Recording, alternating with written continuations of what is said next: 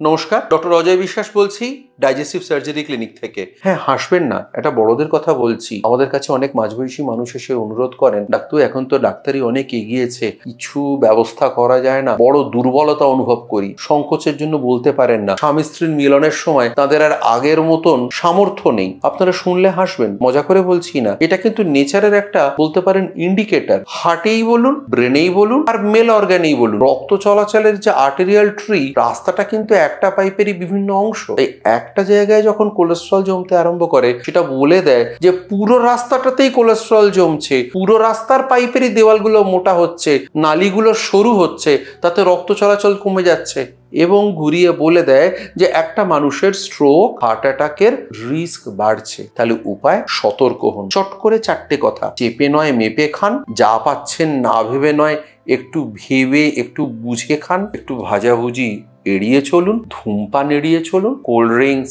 Ice cream, যে সমস্ত খাবারে প্রচুর ফ্যাট আছে সেগুলোকে এড়িয়ে চলুন, সম্ভব হলে একটু এক্সারসাইজ করুন, আর অবশ্যই চেষ্টা করুন ওজনটা কমাতে। সবাই উৎসবের দিনে ভালো থাকুন, সুস্থ থাকুন, আবার দেখা হবে।